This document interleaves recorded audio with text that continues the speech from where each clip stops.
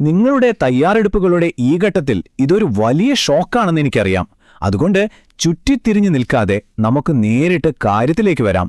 National testing agency അതായത് NTA ഈ വർഷത്തെ നീറ്റ് UG 2026 പരീക്ഷ ഔദ്യോഗികമായി റദ്ദാക്കിയിരിക്കുകയാണ്. ഒരു മെഡിക്കൽ വിദ്യാർത്ഥിയാകാൻ കഷ്ടപ്പെടുന്ന നിങ്ങളെ സംബന്ധിച്ച് ഇതൊരു വലിയ ഇടിത്തീയാണെന്ന് എനിക്കറിയാം. പക്ഷേ ഇപ്പോൾ പാനിക്കായിട്ട് കാര്യമില്ല. ഈ ഒരു എക്സ്പ്ലെയിനറിൽ നമ്മൾ അനാവശ്യ ആശങ്കകളൊക്കെ മാറ്റിവെച്ച് 2026 മെയ് 12 വരെയുള്ള കൃത്യമായ വസ്തുതകൾ എന്തൊക്കെയാണെന്ന് നോക്കാൻ പോവുകയാണ്. കൂടെ ഈ നിമിഷം മുതൽ നിങ്ങൾ എന്താണ് ചെയ്യേണ്ടത് എന്നുള്ള ഒരു ആക്ഷൻ പ്ലാനും നമുക്ക് സെറ്റ് ചെയ്യാം. ശരി, നീറ്റ് UG 2026 പരീക്ഷ റദ്ദാക്കലും പുനഃപരീക്ഷാ മാർഗനിർദ്ദേശങ്ങളും. ഇതിൽ ഔദ്യോഗികമായി പുറത്തുവന്നിട്ടുള്ള വിവരങ്ങൾ എന്താണെന്നും നിങ്ങളുടെ മെഡിക്കൽ സ്വപ്നങ്ങൾക്ക് ഇനി എന്താണ് സംഭവിക്കാൻ പോകുന്നതെന്നും നമുക്കൊന്ന് വിശദമായി നോക്കാം.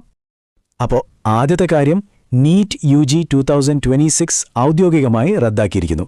ഈ മാസം ആദ്യം നിങ്ങൾ കഷ്ടപ്പെട്ട് എഴുതിയ പരീക്ഷയെക്കുറിച്ച് NTA അന്തിമമായി എന്താണ് പറഞ്ഞിരിക്കുന്നതെന്ന് നമുക്ക് ആദ്യമൊന്ന് കൺഫേം ചെയ്യാം. ഇവിടെ നമ്മൾ മനസ്സിലാക്കേണ്ട ഏറ്റവും പ്രധാനപ്പെട്ട പോയിന്റ് എന്താണെന്ന് വെച്ചാൽ, മെയ് 3 രാജ്യവ്യാപകമായി നടന്ന ആ പരീക്ഷ ഇന്ന്, അതായത് മെയ് 12 മുതൽ പൂർണ്ണമായും അസാധുവായിരിക്കുകയാണ്. ആ പരീക്ഷയ്ക്ക് ഇനി യാതൊരു വിലയുമില്ല. അതോടൊപ്പം തന്നെ എല്ലാവർക്കുമായി ഒരു പുതിയ പരീക്ഷ ഉടൻ തന്നെ നടക്കുമെന്നും അവർ ഗ്യാരണ്ടി നൽകിയിട്ടുണ്ട്. അടുത്തത്, എന്തുകൊണ്ടാണ് പരീക്ഷ റദ്ദാക്കിയത്? സ്വാഭാവികമായും എല്ലാവരുടെയും മനസ്സിലുള്ള ഏറ്റവും വലിയ ചോദ്യം ഇതാണല്ലോ. ദേശീയ തലത്തിൽ ഇത്രയും വലിയൊരു തീരുമാനമെടുക്കാൻ മാത്രം അവിടെ എന്താണ് സംഭവിച്ചത്?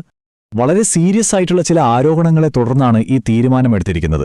പ്രത്യേകിച്ച് ചോദ്യപേപ്പർ ചോർച്ച, അതുപോലെ മറ്റു ചില ക്രമക്കേടുകൾ.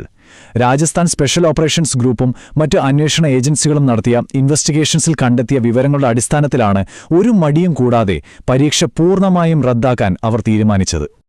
ഇവിടെ ശ്രദ്ധിക്കേണ്ട ഒരു വലിയ കാര്യം എന്താണെന്ന് വെച്ചാൽ, ഗവൺമെന്റ് ഈ വിഷയത്തെ വളരെ ഗൗരവമായി തന്നെയാണ് കാണുന്നത്.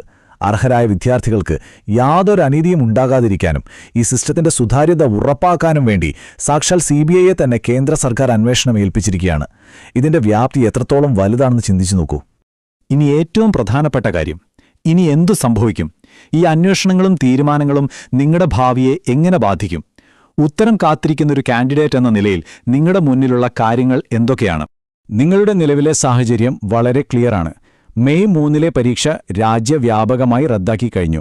ഇനി പുനഃപരീക്ഷയുടെ പുതിയ തീയതി ഉടൻ തന്നെ ഔദ്യോഗിക വെബ്സൈറ്റായ neet.nta.nic.in അറിയിക്കുന്നതാണ്. പിന്നെ എല്ലാവർക്കുമുള്ളൊരു വലിയ സംശയമാണ്, പുതിയ പരീക്ഷയ്ക്ക് പുതിയ അഡ്മിറ്റ് കാർഡ് വേണമെന്ന്. തീർച്ചയായും ഈ പുതിയ പരീക്ഷയ്ക്കായി നിങ്ങൾക്ക് തികച്ചും പുതിയൊരു അഡ്മിറ്റ് കാർഡ് തന്നെ അവർ നൽകും. അപ്പോൾ ഇനി നീറ്റ് വിദ്യാർത്ഥികൾക്കുള്ള മാർഗനിർദ്ദേശങ്ങൾ എന്തൊക്കെയാണെന്ന് നോക്കാം. ശരിയാണ്, ഇതൊരുപാട് ടെൻഷൻ ഉണ്ടാക്കുന്ന കാര്യമാണ്. പക്ഷേ ഈ നിമിഷം മുതൽ നിങ്ങളുടെ പ്രിപ്പറേഷൻസ് എങ്ങനെ മുന്നോട്ട് കൊണ്ടുപോകണം എന്നതിനെക്കുറിച്ച് NTA വളരെ കൃത്യമായ നിർദ്ദേശങ്ങൾ നൽകിയിട്ടുണ്ട്. ഇതാണ് നിങ്ങളുടെ ആക്ഷൻ പ്ലാൻ. ഒന്നാമതായി, പഠനം അവിടെ വെച്ച് നിർത്തരുത്.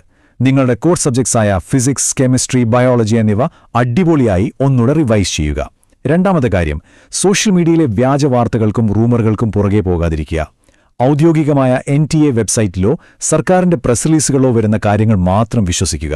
ഒപ്പം പുതിയ അപ്ഡേറ്റുകൾക്കായി നിങ്ങളുടെ ഇമെയിലും SMS ഇൻബോക്സും ഇടയ്ക്കൊന്ന് ചെക്ക് ചെയ്യുന്നത് നന്നായിരിക്കും. നിങ്ങൾ വീണ്ടും നിങ്ങളുടെ പുസ്തകങ്ങളിലേക്ക് മടങ്ങുമ്പോൾ ഈ ഒരു കാര്യം കൂടി ഒന്ന് ചിന്തിക്കുക.